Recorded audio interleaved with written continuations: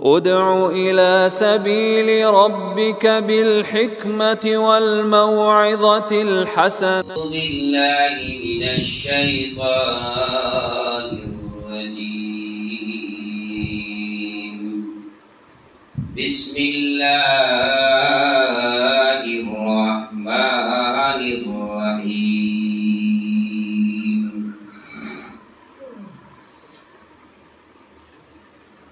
إنما الصدقات للفقراء والمساكين والعاملين عليها والمؤلفة قلوبهم وفي الرقاب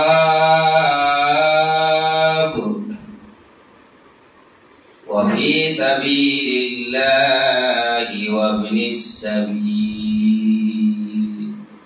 فريضة من الله صدق الله العظيم.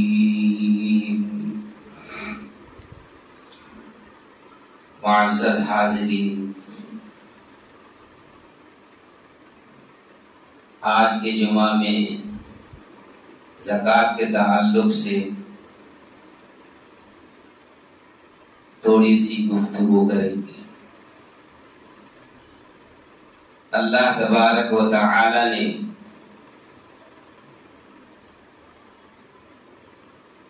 اپنے بندوں کو جو حکم فرمایا ہے ان میں سے زکوٰۃ بھی ایک اہم رکن ہے. انسان کی جان مال کی حفاظت کے لیے زکوٰۃ نکالنے کا اللہ تبارک و تعالی نے حکم فرمایا ہے. اس سے بہت فائدے ہیں. رسول اللہ صلی اللہ علیہ وسلم نے بیان فرمایا زکوٰۃ پچھلے لوگوں پر بھی فرض تھا، اس امت پر بھی زکوٰۃ فرض ہے. زکوٰۃ کے معنی پاکیزگی کے آتے ہیں، مال کو بڑھانے کے آتے ہیں. اس کا مطلب یہ ہے کہ جو زکوٰۃ نہیں نکالے گا اس کا مال پاک نہیں ہوگا، اور جس کا مال پاک نہیں ہوگا تو وہ جو استعمال کرے گا مال کے ذریعے سے، جو کچھ بھی کھائے گا پیے گا وہ سب حرام ہو جائیں گے، تو خون پاک نہیں ہوا. جب خون پاک نہیں ہوگا تو پھر عبادت کی طرف اس کا جھکاؤ، اس کا لگاؤ، اس کا تعلق پیدا نہیں ہو سکتا ہے. تو اسی لیے رسول اللہ صلی اللہ علیہ وسلم نے بیان فرمایا، اللہ کے حکم کو اپنے امتیوں تک پہنچا دیا کہ زکوٰۃ یہ ایک پاکی اور صفائی کے لیے، خاص طور سے مال کی پاکی کے لیے اللہ کا فریضہ ہے. فریضۃ من اللہ، اللہ کا فریضہ ہے. اس فریضے کو ادا کرنا ضروری ہے. زکوٰۃ دینے والے کے لیے اللہ تبارک و تعالی نے باضابطہ حکم فرمایا، خذ من اموالہم صدقۃ تطہرھم وتزکیہم وصلی علیہم. لوگوں کے مال کو وصول کرو اور اس کو دوسرے پر خرچ کرو جو نادار ہے، غریب ہے اور مستحق لوگ ہیں. ان لوگوں تک زکوٰۃ صدقات کی رقم کو وصول کر کے مالداروں سے دینا ہے اور غریبوں تک پہنچانا ہے. زکوٰۃ کے جہاں تک اپنے مال سے تعلق ہے اور اپنے مال سے پاکیزگی کا اس کا لنک ہے، وہیں زکوٰۃ سے سماجی طور پر بھی بہت سارے فوائد ہیں. مالداروں کے مال میں غریبوں کا مال اللہ نے چھپا دیا ہے اور رکھ دیا ہے. غریبوں کے مال کو اللہ تبارک و تعالی نے نکال کر مالداروں کے مال کو پاک کرنے کے لیے حکم فرمایا۔ جو مالدار اپنے مال میں سے زکوٰۃ نہیں نکالتا ہے تو گویا کہ وہ غریبوں کے مال کو دباتا ہے، غریبوں کے مال کو کھاتا ہے۔ غریب اپنے بھی ہوتے ہیں، سماج میں بھی ہوتے ہیں، خاندان میں بھی ہوتے ہیں، اور عام دنیا کے لوگوں میں بھی غریب ہوتے ہیں۔ اس کا لحاظ شریعت مطہرہ نے کیا ہے۔ قرآن مجید نے مال زکوٰۃ اور مال صدقات کے نکالنے کی بڑی مثال دی ہے۔ ارشاد ربانی ہے، مثل الذین ينفقون اموالهم فی سبیل اللہ کمثل حبۃ انبتت سبع سنابل فی کل سنبلۃ مئۃ حبۃ واللہ یضاعف لمن یشاء واللہ واسع علیم۔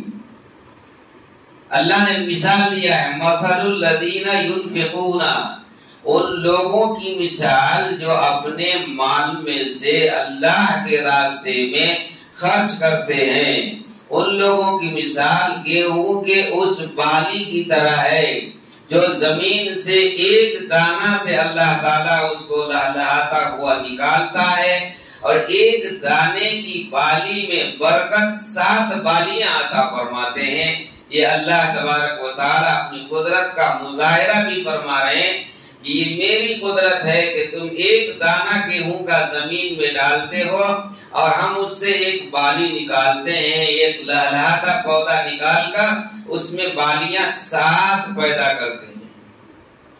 ایک دانے میں 7 بالی، قرآن کا کیلکولیٹر ہے کہ ایک بالی میں 100 دانے ہوتے ہیں، 7 بالیاں میں 700 دانے ہوئے، تو ایک دانہ میں برکت کتنی ہوئی؟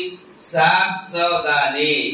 اللہ نے 699 دانے اللہ نے اس میں برکت عطا فرمائی، اور فرماتے ہیں واللہ یضاعف لمن یشاء، اور اللہ چاہے تمہارے خلوص پر، تمہاری تقوی پر، تو اللہ تعالیٰ ایک میں 7 سے زیادہ 8 بھی کر سکتے ہیں، 800 بھی پیدا کر سکتے ہیں۔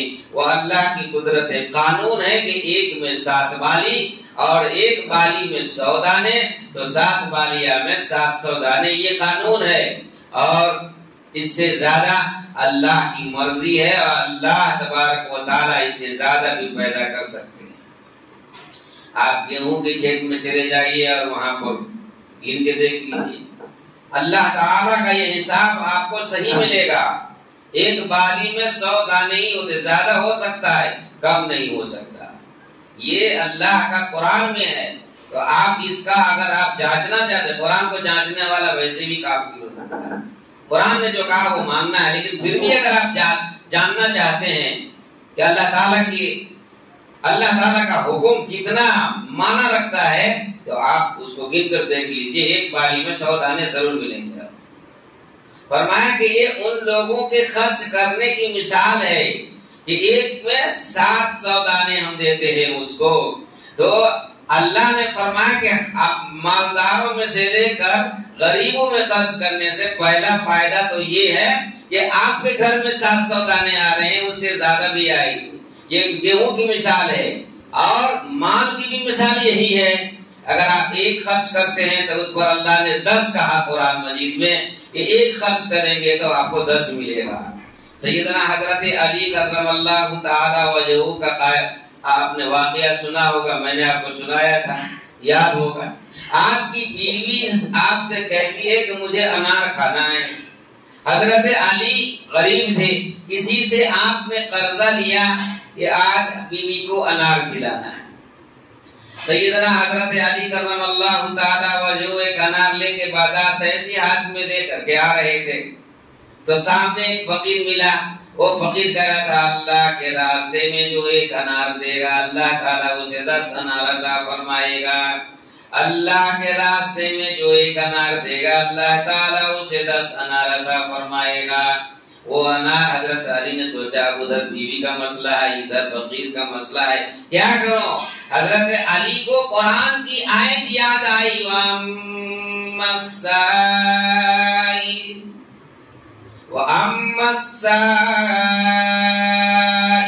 فَلَا تَنْهَرْ النار. اگر کوئی فقیر مانگتا ہے، سائل مانگتا ہے تو اس کو جھڑکو مت، اس کو دے دو. اب قرآن کا حکم مانے یا بیوی کی فرمائش پوری کریں؟ حضرت علی نے کہا کہ قرآن کا حکم مانیں گے تو بیوی کی فرمائش بھی پوری ہو سکتی ہے، اسی لیے آپ نے وہ انار فقیر کو دے دیا. گھر چلے گئے، بیوی نے پوچھا انار لائے؟ کہا کر لاؤں گا، آج انتظام نہیں ہو سکا. صبح ہوئی، پھر 1 روپیہ قرضہ لیا، بازار گئے، پھر 1 انار لیا. آ رہے تھے راستے میں، ٹھیک اسی جگہ پر جہاں کل وہ فقیر ملا تھا، آج بھی وہیں پر وہ فقیر مل گیا. اور انار دیکھ کر فقیر بولنے لگا، کہنے لگا اللہ کے راستے میں جو 1 انار دے گا اللہ تعالیٰ اسے 10 انار عطا فرمائے گا. اللہ کے راستے میں جو 1 انار دے گا اللہ تبارک و تعالیٰ اسے 10 انار عطا فرمائے گا. حضرت علی نے اس دن بھی وہ انار دے دیا. پھر چلے گئے گھر. حضرت فاطمہ نے کہا کہ بھائی انار آج لائے؟ تو کہا کہ کیا کہوں، آج بھی نہیں انتظام ہو سکا، انشاءاللہ کل ضرور لے کے آؤں گا. حضرت فاطمہ صبر کر لی، ٹھیک ہے کل لانا. جانتی سمجھتی تھی عورت شوہر غریب ہے. اس حدیث میں بہت سارے سبق ہے. عورت کو مرد پر ظلم زبردستی نہیں کرنا چاہیے. مرد کی جتنی حیثیت ہے، جتنا وہ کما سکتا ہے، اتنی کمائی میں ہی عورت کو صبر کر کے ایڈجسٹ کر کے زندگی گزارنا چاہیے. یہ حدیث میں یہ سبق بھی ہے. آج کل کی عورتیں آج آتی ہے شادی کر کے، دلہن کو دکھتی نہیں ہے، کل ہو کے ہوٹل میں لے جانا فرض. اگر ہوٹل میں نہیں لے کر گئے تو ٹل، ختم قصہ.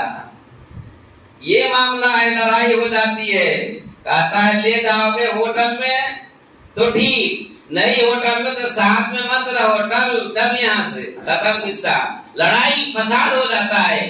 سیدہ حضرت فاطمہ الزہرا رضی اللہ تعالیٰ عنہا ارشاد فرماتی ہیں کوئی بات نہیں، کر لے کے آ جانا. عورت مرد کی حیثیت کو پہچانتی تھی. کل کے دن، تیسرے دن حضرت علی پھر کسی سے قرضہ لیا اور بازار گئی اور 1 انار لیا اور واپس آ رہے تھے. اسی جگہ پر جہاں پر وہ فقیر ملا تھا 2 دن پہلے، وہیں پر وہ پھر وہ فقیر مل گیا اور پھر رٹ لگا رہا تھا اللہ کے راستے میں جو 1 انار عطا فرمائے گا اللہ تعالیٰ اسے 10 انار عطا فرمائیں گے. اللہ کے راستے میں جو 1 انار عطا فرمائے گا اللہ تعالیٰ اسے 10 انار عطا فرمائیں گے. حضرت علی نے کہا کہ معاملہ ضرور کچھ ہے. ہم لوگ سو رہے تھے تو وہ راستہ ہی بدل دیتے، ہم لوگ رہتے تو راستہ ہی بدل دیتے. وہ فقیر پر غصہ کرنے لگتے، کیا یہ بھکاری آدمی انار کو دیکھ کے لالچ کرتا ہے، ہمارے ہی لیے یہاں کو کھڑا رہتا ہے، اس راستے سے جانا ہی نہیں ہے. دوسرے دن اگرا دیتے، تیسرے دن راستے سے بدل دیتے. لیکن نہیں، اللہ کی آزمائش اور اللہ کے فیصلے پر حضرت علی کو یقین تھا. قرآن میں ہے وَأَمَّا السَّائِلَ فَلَا تَنْهَرْ، اگر سائل مانگتا ہے تو آپ اس کو نہیں جھڑکیں گے اور اس کو دے دیں گے. حدیث میں ہے کہیں ایسا نہ ہو کہ کوئی سائل آتا ہے اور اللہ کے نبی نے فرمایا کہ گھوڑے پر سوار ہو کر اللہ کا واسطہ دے کر اگر کوئی مانگتا ہے تو تم اس کو دے دو، اگر ہے تو دے دو. ماحول کو دیکھنا ہے، دینے میں ابھی بتاؤں گا کہ کس کو دینا ہے کس کو نہیں دینا ہے. لیکن حضرت اللہ نے فرمایا، اللہ کے نبی نے فرمایا کہ اگر وہ اللہ کا واسطہ دے دیا اور تمہارے پاس مال ہے تو تم اس کو دے دو، کچھ نہ کچھ دے دو. تو حدیث میں دینے کا حکم ہے، قرآن میں سائل کو چھڑکانے کا نہیں ہے حکم. تو حضرت علی رضی اللہ تعالی عنہ نے اس دن بھی وہ انار جو ہاتھ میں لیے تھے فقیر کو دے دیا. چلے گئے گھر. اب سوچ رہے ہیں کہ 2 دن تو ہو گیا، تیسرا دن ہے. آج اگر فاطمہ پوچھ دیا، پوچھنا تو ضروری ہے، آج فاطمہ کو کیا جواب دوں گا؟ ابھی دروازہ بند کر ہی رہے تھے کہ سیدنا حضرت محمد رسول اللہ صلی اللہ علیہ وسلم کی طرف سے حضرت طلحہ انصاری رضی اللہ تعالی عنہ ایک تشت میں انار لیے ہوئے اس پر کور کپڑا کا رکھ کر آپ کے دربار میں حاضر ہوئے اور دستک دیا. فوراً آپ نے دروازہ کھولا، چونکہ دروازے پر ہی تھے، تو کہا کیا بات ہے؟ فرمایا یہ آپ کی خدمت میں سرکار دو عالم محسن اعظم حضرت محمد مصطفیٰ صلی اللہ علیہ وسلم نے یہ انار بھیجا ہے، آپ لے لیجئے. ہم لوگ ہوتے تو سب لے کے فوراً گھر میں چلے جاتے، ہاں آ تو گیا. یہ ہے ایمان کی بات، یہ ہے قرآن کے حساب کی بات. حضرت علی لے نہیں رہے ہیں. سیدنا حضرت علی نے فرمایا اس کو گنو. حضرت طلحہ نے کہا کیوں؟ آپ کے لیے حضور نے بھیجا ہے. نہیں گنو پہلے، وہ بعد میں بات کرنا، اس کو گنو. حضرت علی نے اس کو شمار کیا اور شمار کرنے میں 20 پر 9 انار نکلے. حضرت علی نے فرمایا کہ تم کو نام سننے میں غلطی ہو گئی، یہ لے جاؤ، یہ میرا نہیں ہے. حضرت طلحہ نے کہا کہ جناب علی یہ آپ کا ہے، نام آپ کا ہی حضور نے لیا ہے، آپ لے لیجئے. حضرت علی نے کہا کہ یہ ضد مت کرو مجھ سے، میں نہیں لے سکتا. کہا کیوں نہیں لے سکتے؟ وہ نہیں بتاؤ گا، تم جاؤ، اس کو جاؤ، لے کر جاؤ یہاں سے. چلے گئے. رسول اللہ صلی اللہ علیہ وسلم کے دربار میں وہ تشت انار والا دوبارہ رکھا. حضور نے دیکھا واپس آ گئے. حضور بھی مسکرائے، ان کو معلوم ہو گیا اللہ تبارک و تعالیٰ نے بتا دیا. آپ جیسے ہی تشت رکھا تو وہ ایک چھوٹا سا انار بہت بڑا، جو آستین پہلے لمبا اور چوڑا ہوا کرتا تھا، اس میں ایک انار چھوٹا سا وہ تشت میں سے چلا گیا تھا. 30 انار تھے، 20 پر 9 شمار میں آیا تھا. جیسے نیچے تشت رکھا تو وہ لڑک کے نیچے آ گیا. تو پھر اٹھا لیا حضرت طلحہ نے. کہا کہ کیا ہوا؟ حضور نے فرمایا کیا معاملہ ہے؟ آئے، رکھے، پھر اٹھائے. کہا یا نبی اللہ غلطی ہماری ہے. حضور مسکرائے، کہا جا لے جاؤ. اب آئے، دستک دیا دروازے پر. ابھی حضرت فاطمہ سے ادھر ادھر کترا رہے، بات نہیں کر رہے، کہ پوچھ رہے تھے. اتنے میں پھر حضرت طلحہ انصاری رضی اللہ تعالی عنہ وہ انار کا تشت لے کر آ گئے اور دستک دیا. علی دروازہ کھولو، علی دروازہ کھولو. حضرت علی آئے، دروازہ کھولا تو وہی تشت میں انار لیے. حضرت طلحہ کھڑے تھے. فرمایا کہ پھر شمار کرو. کہا نہیں، شمار کر لیا ہوں، یہ 30 ہیں. نہیں مانے، شمار کروایا، 20 پر 9 کی جگہ 30 نکل گئے. فرمایا اب یہ میرا ہے. تو حضرت طلحہ نے کہا کہ نہیں سمجھ میں آئے کہ کیوں آپ نے ایسا کیا. ایک انار کم ہو گیا تو کیا ہو گیا؟ لے کیوں نہیں رہے تھے؟ آپ ہی کا نام حضور نے لیا تھا. فرمایا بتائیں گے. اور کہا کہ ہم نے اللہ کو 3 انار قرض دیا تھا، اور اللہ کا قرآن میں وعدہ ہے کہ ایک اللہ کے راستے میں خرچ کرو گے تو 10 ملے گا. اور ہم 3 انار خرچ کیے ہیں. قرآن کا زبر زیر ایک بھی حکم غلط نہیں ہو سکتا ہے، تو قرآن کا حساب کیسے غلط ہو جائے گا؟ اس لیے قرآن کہتا ہے 1 کے بدلے میں 10، 1 into 10. تو ہم تو 3 خرچ کیے ہیں، تو 1 into کتنا ہوا؟ 30 ہونا چاہیے نا. اسی لیے میں نے کہا کہ اللہ کا قرض دیا ہوا واپس 30 ہی مل سکتے ہیں. لہذا 29 بھی میرا نہیں ہوگا اور 30 پر 1 بھی میرا نہیں ہوگا. میرا حساب تو 30 کا آتا ہے، اس لیے میں نے واپس کیا. حضرت طلحہ نے فرمایا یہ ایمان کی پختگی کی بات ہے. اس طرح سے اللہ کے راستے میں جو خرچ کرتا ہے، اللہ تعالیٰ 1 کے بدلے میں اسے 10 عطا فرماتا ہے.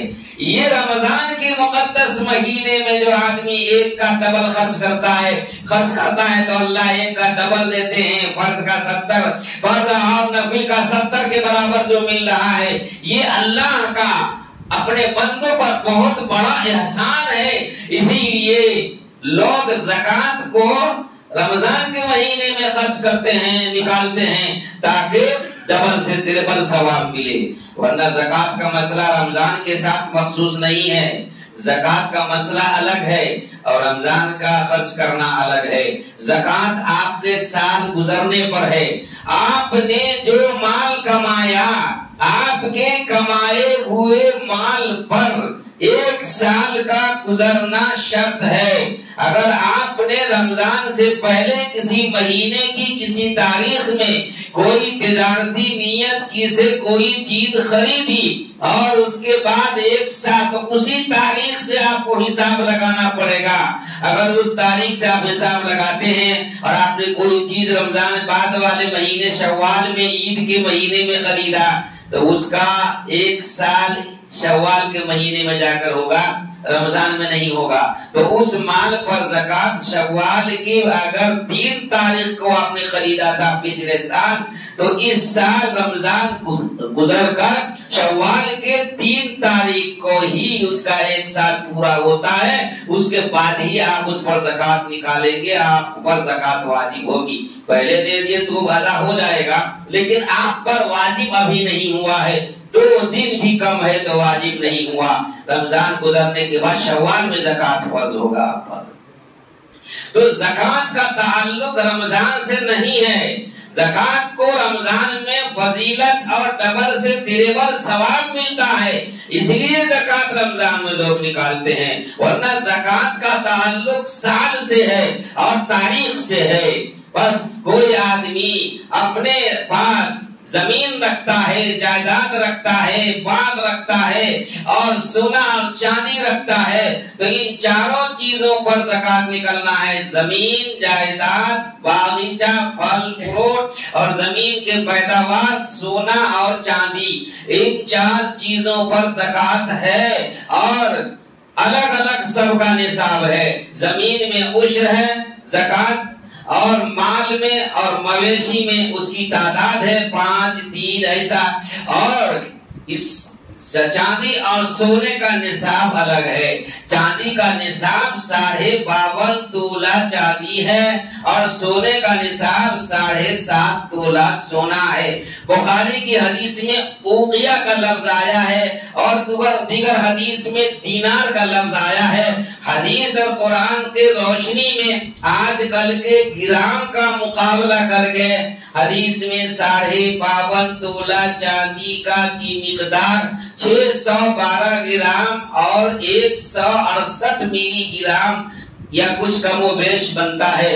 اتنا چاندی ہے یا اتنے چاندی کے برابر آپ کے پاس رقم موجود ہے، تب آپ پر زکات نکالنا چاندی پر فرض ہو گیا 2.5%، 100 میں 2.5%۔ تو 40واں حصہ زکات کا نکالنا ضروری ہے۔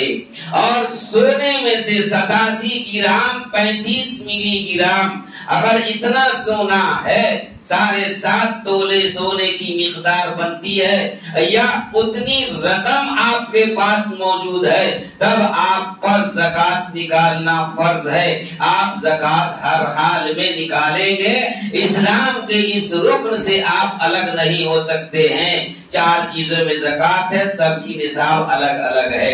اس طرح سے زکات نکالنے کے لیے حضور نے فرمایا یہ مالدار ہیں یہ لوگ۔ شریعت میں مالدار کس کو کہتے ہیں؟ شریعت میں مالدار انہی لوگوں کو کہتے ہیں جو اتنا باغ رکھتا ہے یا جائیداد رکھتا ہے یا مالی مویشی رکھتا ہے، جانور رکھتا ہے اور اس کی مقدار زکات کی پہنچ چکی ہے، سونا رکھتا ہے، چاندی رکھتا ہے اور 52.5 تولہ چاندی 7.5 تولہ سونا کی جو مقدار ہے اس کے مطابق مال آپ کے پاس ہے اور آپ پر کوئی قرض نہیں ہے اور سال گزر گیا ہے، تب آپ پر زکات فرض ہے۔ اب آپ زکات نکالیے اور وہ بھی 40واں حصہ نکالیں گے۔ اور اتنے صاحب نصاب لوگوں کو شریعت نے کہا یہ آدمی مالدار ہے، یہ اب دوسرے کو دے گا۔ ایسے مالداروں کے مال میں اللہ نے غریبوں کا حق رکھا ہے اور فرمایا کہ آپ مالدار ہیں تو اب آپ اپنے غریبوں کا حق ادا کیجئے۔ غریبوں میں سب سے پہلا حق، جیسے میں نے جو پہلے بتایا تھا، اپنے بدن کا ہے۔ اپنے بدن پر خرچ کرنے کے علاوہ اپنے بیوی پر خرچ کرنے کے علاوہ اور اپنے بچوں پر خرچ کرنے کے علاوہ مال کے خرچ کرنے کے جو 6 صورتیں ہم نے بتائی تھی، ان تمام 6 صورتوں سے ہٹ کر زکات کی رقم آپ کے پاس نصاب کی مقدار ہے، تو اس مقدار پر جب زکات نکالنے کے لیے آپ بیٹھیں تو ان کو آپ غریب اور مستحقین لوگوں کو دینے کے لیے 4 حصوں میں تقسیم کریں گے۔ آپ والدین کو زکات نہیں دیں گے، اپنے آپ کو زکات نہیں دیں گے، بچوں کو زکات نہیں دیں گے۔ اسی طریقے سے بیوی اپنے شوہر کو زکات تو دے سکتی ہے، مگر شوہر اپنی بیوی کو زکات نہیں دے سکتا، کیونکہ اس کو کمانے کا حکم ہے۔ اور اس کا الٹا ہو گیا، مرد کمزور ہے، غریب ہے اور بیوی مالدار بن گئی ہے، تو وہ تو کبھی کبھی مالدار بنتی ہے، لیکن مال آ گیا اور کمانے والا بیچارہ فقیر بنا ہوا ہے، تو اللہ تعالیٰ نے کہا کہ اب تمہارے اوپر زکات ہے، اگر دیتے ہو تو سب سے پہلے اپنے شوہر کو زکات کی رقم دے سکتی ہو۔ پھوپھی کو آپ زکات دے سکتے ہیں، خالہ کو آپ زکات دے سکتے ہیں، خونی رشتہ دار کو آپ زکات دے سکتے ہیں، قریب رشتہ دار کو آپ زکات دے سکتے ہیں۔ اگر وہ مستحق ہے تو آپ اس کو زکات کی رقم پہنچا سکتے ہیں۔ زکات کے لیے نیت کر کے زکات دینا ضروری ہے۔ اگر آپ زکات میں نیت نہیں کرتے ہیں آپ کی زکات نہیں نکلے گی۔ زکات نیت کر کے بول کر دینا ضروری نہیں ہے۔ زکات دے رہا ہوں، یہ زکات کی رقم ہے، ایسا کہنا کوئی ضروری نہیں ہے، کیونکہ سامنے والا کچھ عزت بھی رکھتا ہے۔ لفظ زکات، صدقات، فطرہ پر آدمی کو تھوڑی ذلت محسوس ہوتی ہے، اس لیے کہا کہ بول کر دینا نہیں ہے۔ رشتہ دار لوگ لیتے ہیں، رشتہ دار ہے، غریب ہیں، مگر اللہ نے ان کو غریب بنا دیا۔ لفظ زکات دیں گے تو اپنے آپ کو نیچ سمجھنے لگے گا، لہٰذا اگر آپ زکات کی نیت سے رقم بغیر بولے ہوئے دے رہے ہیں تو وہ زکات ادا ہو جائے گی، اور وہ تحفہ سمجھ لیا تب بھی زکات ادا ہو جائے گی۔ اس طرح سے اپنے خونی رشتہ دار کو زکات کی رقم اور صدقات اور فطرے کی رقم دے سکتے ہیں۔ اس کے بعد دنیا میں جتنے لوگ غریب فقراء ہیں ان سب کو زکات کی رقم دے سکتے ہیں۔ زکات کی رقم اجنبی کو دینے کے لیے بہت غور و فکر کی ضرورت ہے۔ اجنبی آدمی آج کل کا جو ماحول ہے، اس ماحول میں آپ کو بڑے تجسس کی ضرورت ہے، کیونکہ ایسا ہو سکتا ہے کہ ہمارے لباس میں کوئی اور آ کر کے کچھ مانگ رہا ہے، آپ کا پیسہ کوئی اور لے جا رہا ہے، لباس آپ کا ہے، ٹوپی ہماری ہے، لباس برقع ہمارا ہے، لیکن وہ ہمارا آدمی نہیں ہوتا، وہ کوئی اور آدمی ہوتے ہیں، اور وہ دوسرے ٹرسٹ کے لوگ ہوتے ہیں جو ہمارے سے زکات کی رقم کو وصول کر کے اور ہمارے ہی خلاف میں استعمال کرتے ہیں۔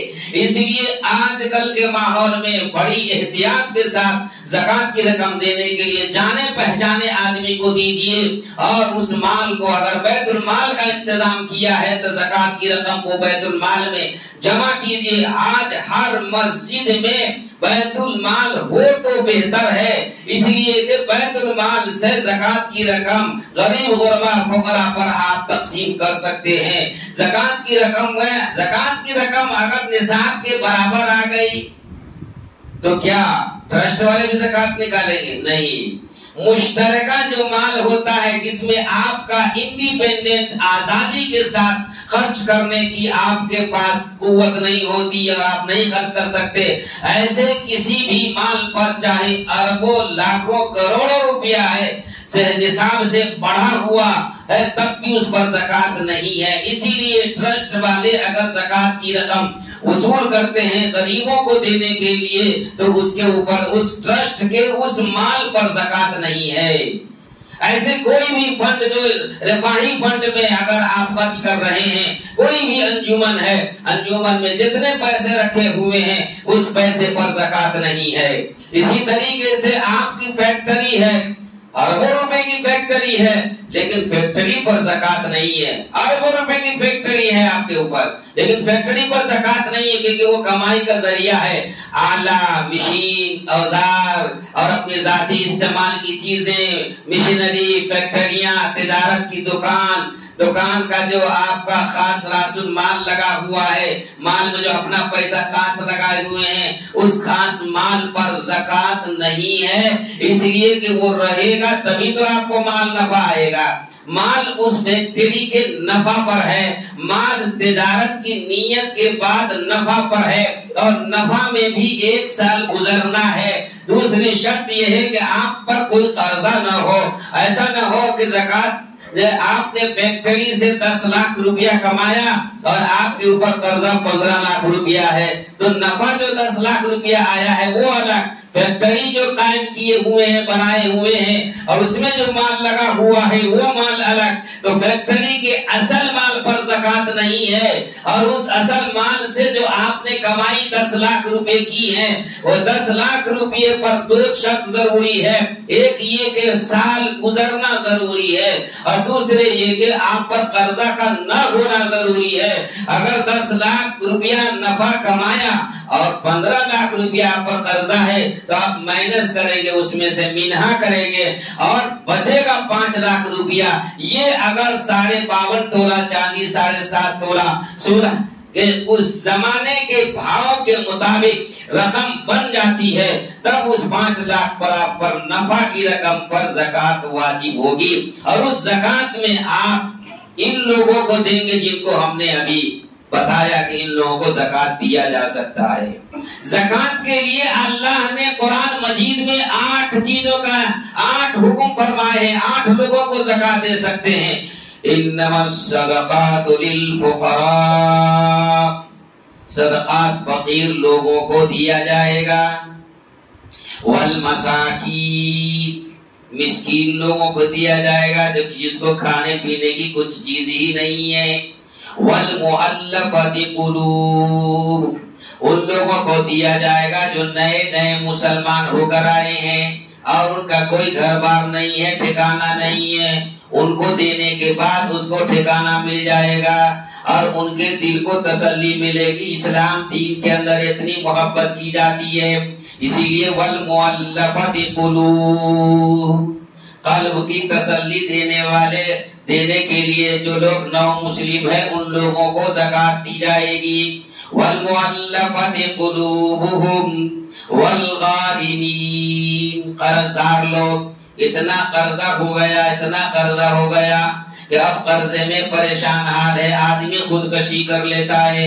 ابھی چند دن پہلے ایک آدمی قرضے کی وجہ سے 5 بچے ہیں، خودکشی کر کے مر گیا۔ تو آدمی کو ہوتا ہے، حالات آتے ہیں۔ فرمایا والغارمین،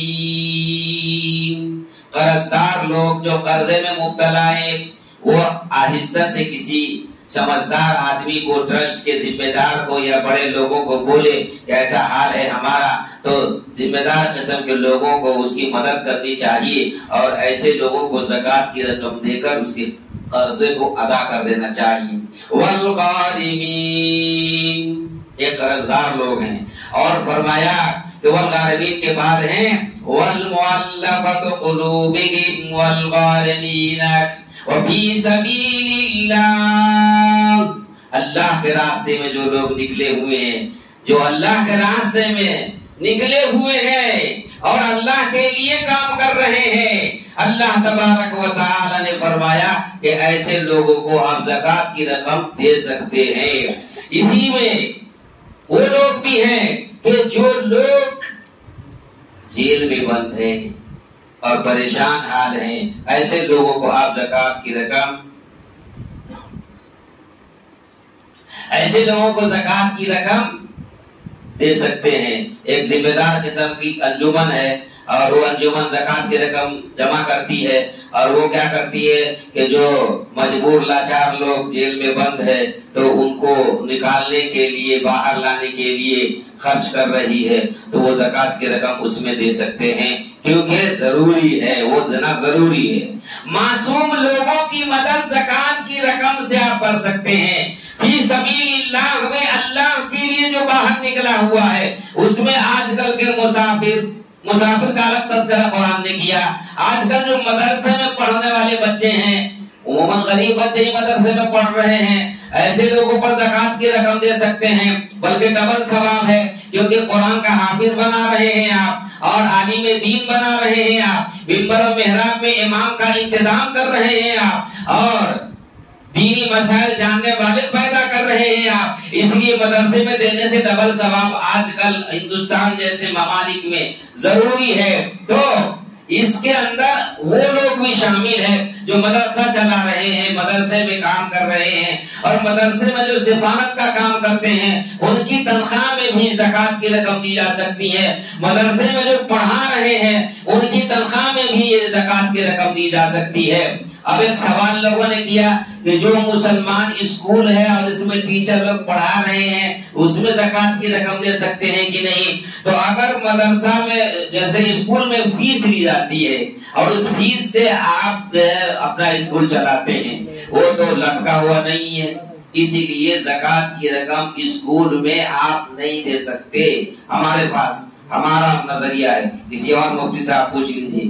میری چھان بین میں یہ ہے کہ اسکول سے آدمی پڑھا تو تجارتی طور پر پیسہ وصول کرتے ہیں اور اسی سے وہ اسکول چلاتے ہیں، ان کو دوسرے کی ضرورت نہیں ہے، اور ایسے بھی ڈونیشن بہت زیادہ اسکول کو ملتا ہے، اس لیے زکوٰۃ کی رقم اسکول میں نہیں دیجیے۔ ہاں اسکول میں غریب بچے پڑھ رہے ہیں اور وہ پڑھنے والے بچے مستحق ہیں اور ان کو آپ فیس جمع کرنا ہے اور ان کو پریشانی ہوتی ہے تعلیم حاصل کرنے میں، اسکول میں غریب پڑھنے والے بچے کی فیس جمع کر سکتے ہیں آپ، اور اسکول والے کو آپ دے کر کے کہ وہ اسکول کے ٹیچر کو تنخواہ دے گا وہ نہیں کر سکتے ہیں آپ۔ اسکول کے اندر پڑھنے والے غریب بچے کی فیس جمع آپ کر سکتے ہیں۔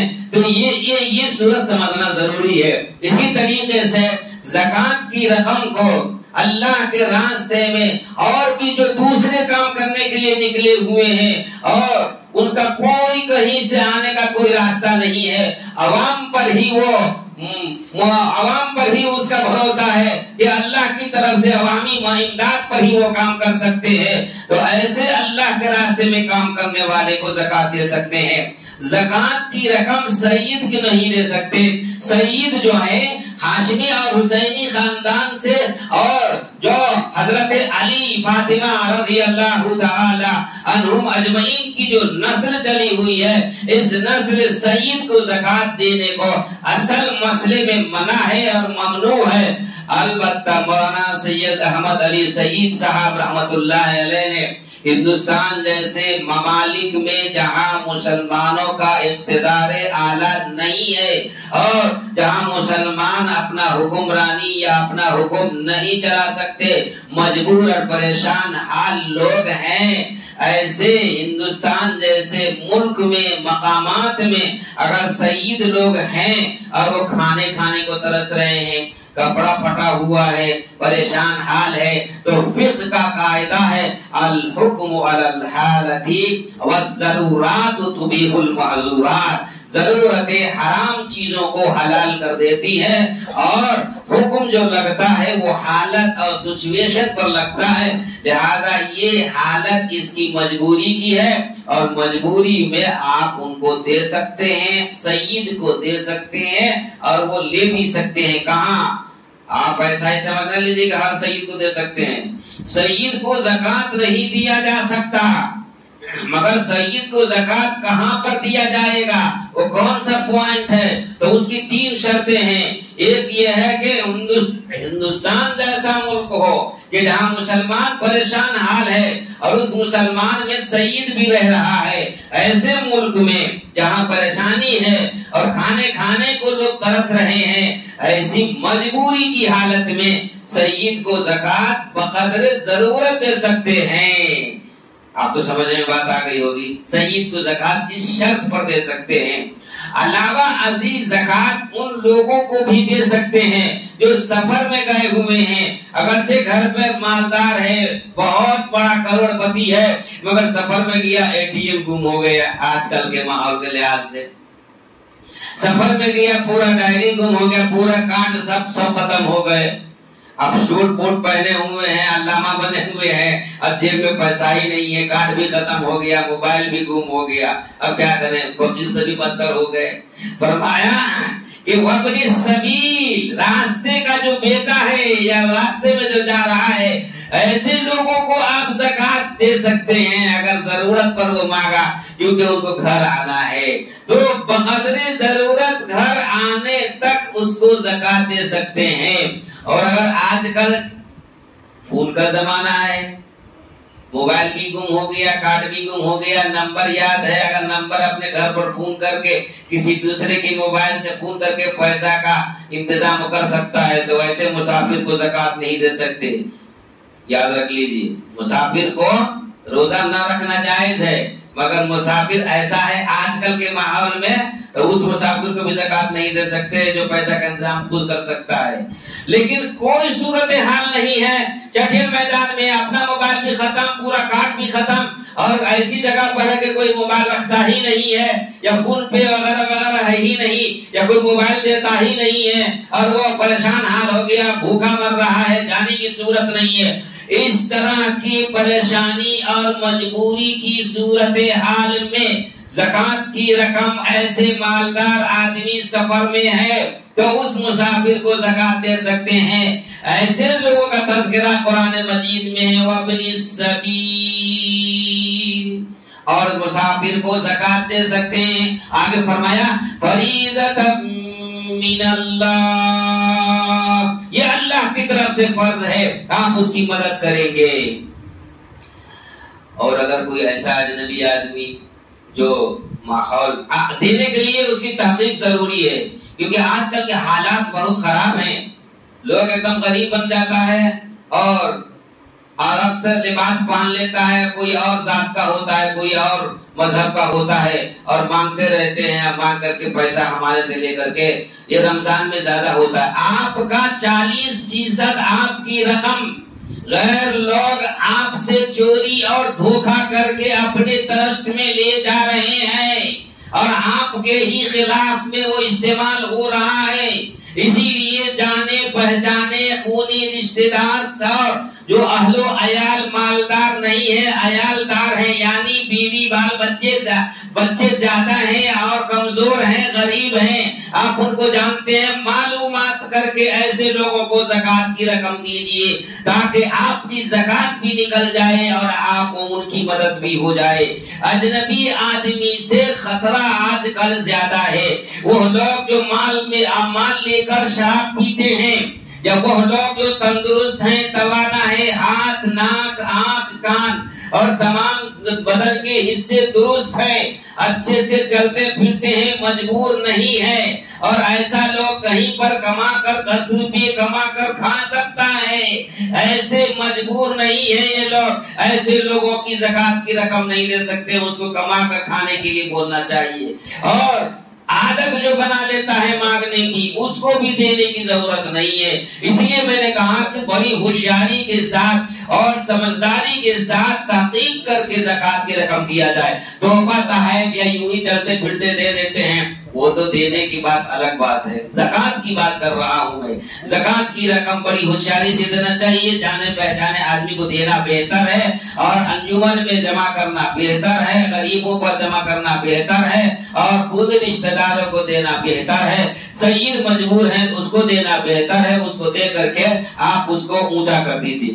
زکات کی رقم دینے کا ایک مقصد یہ بھی ہے کہ شہر میں مثلا ہمارے محلے میں 2 آدمی نہایت غریب اور مجبور ہیں، تو زکات کی رقم شریعت کہتی ہے اس کو اتنا مال دے کر اس کا اتنا انتظام کر دو کہ یہ اپنے پیر پر کھڑا ہو جائے، کمانے کھانے والا بن جائے، اور اگلے سال سے زکات دینے والا بن جائے۔ ایسے شریعت نے کہا کہ یہ شریعت نے کہا کہ غریبی دور کرنے کے لیے زکات کی رقم کا انتظام کیا گیا ہے، اور ہم غریبی بڑھانے کے لیے 10 روپے اس کو، 20 روپے اس کو، 5 روپیہ اس کو دے کر کے کسی کو مالدار بنانے کی کوشش ہی نہیں کرتے ہیں، اور اس کو اور بھکاری بنا دیتے ہیں، اور مال کمزور اور مال مانگتا رہے اور فقیر بنا ہی رہے، ہم یہ چکر میں رہتے ہیں۔ اس کا نتیجہ یہ ہوتا ہے کہ وہ بیچارہ کبھی بھی اونچا اٹھتا نہیں ہے۔ اس سلسلے میں جو ہے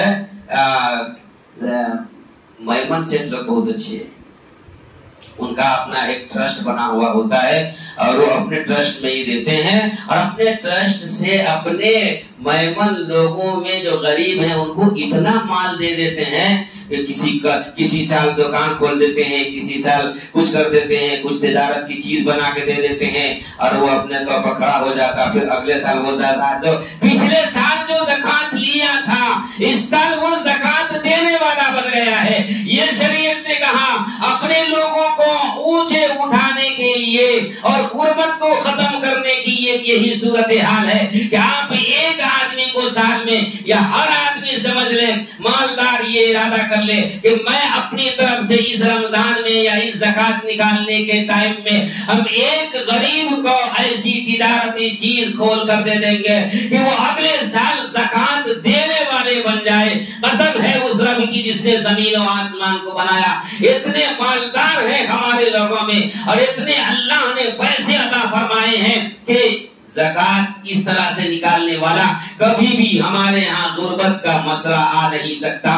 اور مسجد کے دروازے پر یا نالوں کے کنارے میں برقع پہن کر وہ مانگنے کے لیے وہ صورتحال نہیں بچے گی اور وہ اللہ کا والا بن جائے گا۔ ہم تو زکات نکالتے ہیں اس طرح ٹکڑے کر کے کہ ہمیشہ وہ بھکاری بنا رہے اور ہم جو ہے اپنا نام پیدا کرتے رہے۔ یہ میرے دوستو زکات نکالنے کا مقصد یہ نہیں ہے۔ زکات نکالنے کا مقصد ہے غریب لوگ اونچے اٹھ جائے، آج کا زکات لینے والا کل زکات دینے والا بن جائے۔ اسی کو قرآن نے فرمایا اس میں برکت ہے اور زکات نکالنے میں اللہ برکتیں عطا فرماتا ہے اور فرمایا کہ اس کو لے کر اس کو پاک کر دو اور غریبوں کی مدد کر دو۔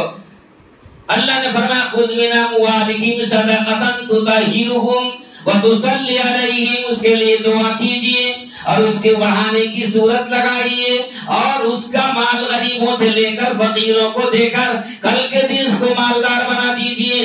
ہم ایسا کرتے ہیں؟ ایسا ہم نہیں کر سکتے۔ ہماری صورتحال ایسی ہے کہ ہم اپنا سارا کا سارا مال کسی برا مت مانو عرس پر خرچ کر دیتے ہیں، کسی بیکار جگہ پر خرچ کرتے جس کا کوئی صورتحال نہیں بنتا۔ مسلمان اپنے مال کو اتنا بیکار طریقے سے خرچ کر رہا ہے اور ہمارے مال آدھے تو گھر لے جا رہے ہیں، آدھے اپنے شادی بیاہ اور اپنی خوشیوں میں خرچ کر رہے ہیں اور جو آدھے بچتے ہیں اللہ کے حکم کی نافرمانی کرتے ہیں۔ اس لیے ہمارا کبھی کڈنی فیل ہوتا ہے، کبھی گردہ فیل ہوتا ہے، کبھی یہ ہوتا ہے، کبھی یہ ہوتا، تو آدھا مال ہمارا جو ہے ڈاکٹر لے پھرا ہے۔ تو ہم فقیر نہیں بنیں گے تو امیر کہاں سے بنیں گے؟ جو لوگ غریب ہیں ان کو امیر بنانے کے لیے مالداروں کو کہا وَآتِ ذَا الْقُرْبَى حَقَّهُ، آپ اپنے مال میں سے رشتہ دار اور غریب لوگوں کا جو حق ہے اس کو آپ عطا فرما دیجیے۔ اگر آپ زکات نہیں نکالتے ہیں اور مالدار ہیں اور زکات نہیں نکالتے ہیں، اللہ نے فرمایا ہم اس کا بہت برا بدلہ دیں گے۔ جو مال تم رکھتے ہو وہی مال تجھ کو کاٹے گا سانپ بن کر کے۔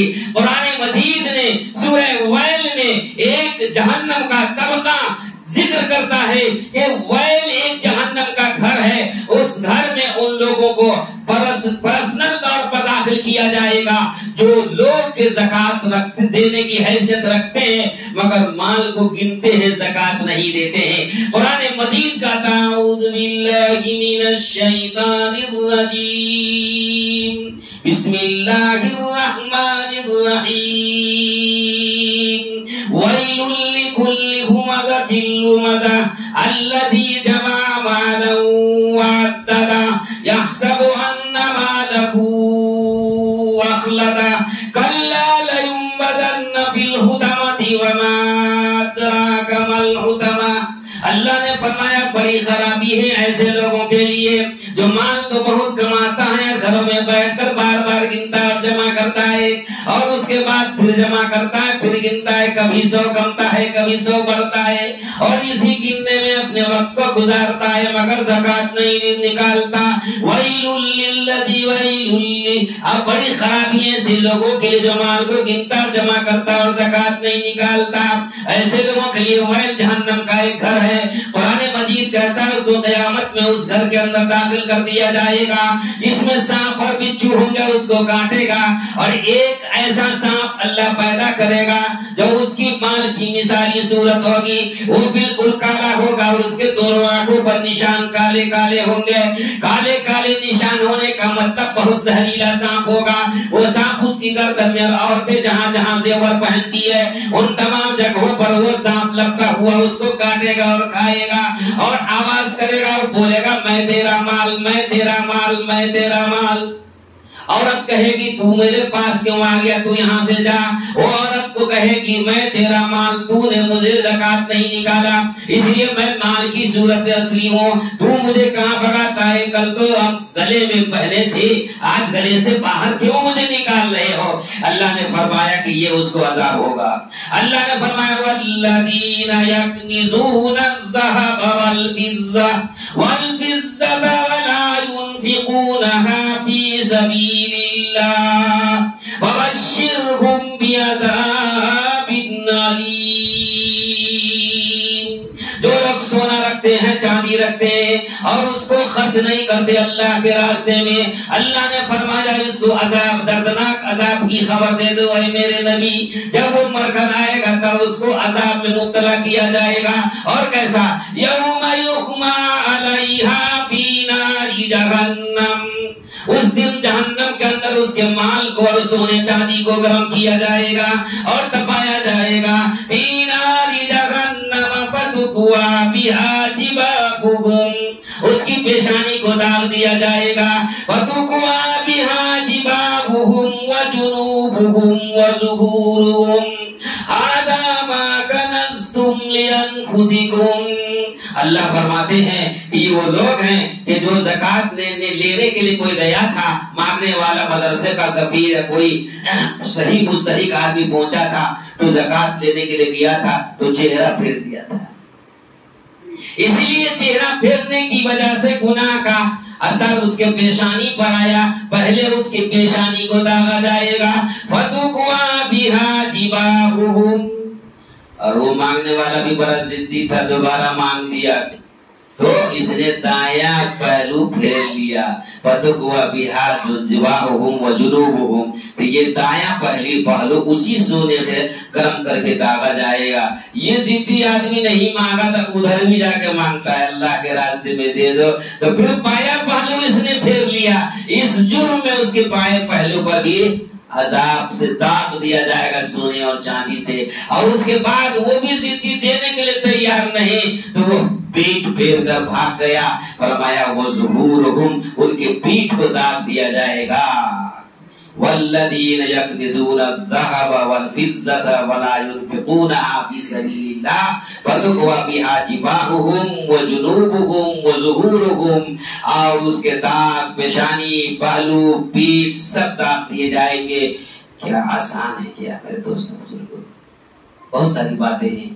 اللہ تعالیٰ ہمارے باتوں کو سمجھ کر ہمیں عمل کرنے کی توفیق عطا فرمائے. زکات ہے, زکات کے بڑے فوائد ہیں. زکات کی رقم مسجد میں نہیں لگا سکتے, البتہ مسجد میں چلنے والا مدرسہ ہے, اس مدرسے میں دے سکتے ہیں, اور مدرسے میں پڑھنے والے بچے کو آپ دے سکتے ہیں. زکات کی رقم اور فطرے کی رقم مسجد میں نہیں لگائی جا سکتی. زکات کی رقم غیر مسلمین کو دینا ممنوع ہے, اپنے لوگوں کو دینے کا حکم ہے. غیر لوگوں کو دینا چاہتے ہیں آپ تو آپ الگ سے کچھ رقم دے دیجئے. فیکٹری میں کام کرنے والے ہوتے ہیں, قریبی لوگ ہوتے ہیں, اور محلے میں لوگ ہوتے ہیں, ایسے لوگوں کو اگر زکات دینا ہے تو زکات کی رقم مت دیجیے, الگ سے 10, 20, 50 جتنا ہوگا اس حساب سے الگ سے ان کو تحفے کی رقم دے دیجیے. والمؤلفۃ قلوبہم میں یہ لوگ نہیں ہیں, اس لیے کہ یہ تو ہمیشہ محلے میں آپ کے ساتھ رہتے ہیں. زکات کی رقم ایسے لوگوں کو دیجیے جس سے اسلام کا فائدہ ہوتا ہے اور دین اسلام کی ترقی میں جو استعمال کیا جاتا ہے, ایسے لوگوں کو زکات دی جا سکتی ہے. یہ ہے زکات سے مالی فائدہ ہوتا ہے اور ہمارا مال بڑھتا ہے اور ہمیں ترقی ملتی ہے اور 10 گنا زیادہ ہم کو فائدہ ہوتا ہے. اس طریقے سے اللہ تبارک و تعالی نے زکات کا حکم فرمایا ہے.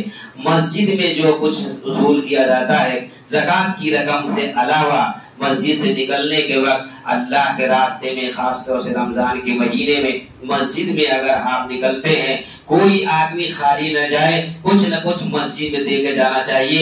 ایک کا بدلہ ڈبل ملے گا. دیکھو دنیا میں 2 ہی چیزیں جو آپ کو کام آئے گی, میں بات ختم کر رہا ہوں.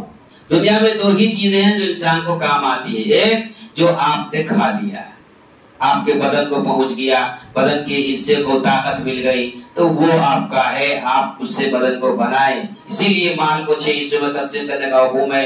پہلا حصہ بدن کو لگاؤ، دوسرا حصہ بیوی پر خرچ کرو، تیسرا والدین پر خرچ کرو، اور چوتھا پورے رشتہ دار پر خرچ کرو، پانچواں سماج کے غریب لوگوں پر اور عام لوگوں پر خرچ کرو، چھٹا آپ جو ہے بینک بیلنس کرو، تاکہ آڑے وقت میں آپ دینے والے ہیں تو لینے والے نہ بن جائے اور آپ کو ضرورت پر کام آئے۔ اس طرح سے خرچ کرنے کا حکم دیا گیا ہے۔ تو جو آپ نے کھایا وہ آپ کا، اور جو آپ نے مسجد میں، مدرسہ میں عالموں کو، حافظوں کو پہنایا، دیا، خرچہ کیا اور ان کے لیے کام کیا، دینی کام کیا، مدرسے بنائے، قرآن خرید لیا، مسجد کا کوئی دریچہ لگا دیا، محراب بنا دیا، مینارہ بنا دیا، مدرسے کی دیوار بنا دی، بچوں کو پڑھا دیا، ایک بچے کو حافظ بنا دیا، یہ جو ہے یہ سب یہ آپ کا کام آئے گا۔ یہ آپ بینک بیلنس جمع کر رہے ہیں، قیامت کے دن آپ کو قبر کے اندر جب جائیں گے، نہ رشتہ دار کام آئے گا، نہ باپ کام آئے گا، نہ بیٹی کام آئے گی، نہ کوئی دوست کام آئے گا، کام آئے گا تو آپ کا عمل کام آئے گا۔ اور مالی عمل میں یہی 2 چیزیں ہیں، جو آپ نے کھایا وہ بدن، اور جو آپ جمع کیے وہ۔ اب کھا کے اتنا موٹا ہوا کہ بہت زیادہ بدن کو موٹا کر لیا، اللہ کے راستے میں دیا ہی نہیں، تو کیڑے مکوڑے کے لیے گویا آپ غذا جمع کر رہے ہیں، قبر میں وہ آ کر کے آپ کو کھائے گا اور اس وقت کوئی بچانے والا نہیں ہوگا۔ اللہ ہماری حفاظت فرمائے، ہم سب کو مال و دولت کے صحیح استعمال کرنے کی توفیق عطا فرمائے۔ آپ سب سے پرزور اپیل اور گزارش کرتا ہوں کہ اس مسجد سے نکلنے کے وقت مسجد میں جگہ کی کمی ہو رہی ہے، اوپر بھی مسجد بنانے کا انتظام کیا جا رہا ہے اور مشورے ہو رہے ہیں، تو آپ حضرات سے گزارش ہے کہ زیادہ سے زیادہ مسجد میں دیتے ہوئے چندہ دے کر نکلیے، اور کوئی مالدار صاحب ہیں تو اس مسجد کے اوپر بنانے میں اپنا مال خرچ کیجئے۔ اللہ تعالیٰ آپ کو جزائے خیر عطا فرمائے۔ سنت پڑھ لیجئے۔ وآخر دعوانا ان الحمد للہ رب العالمین۔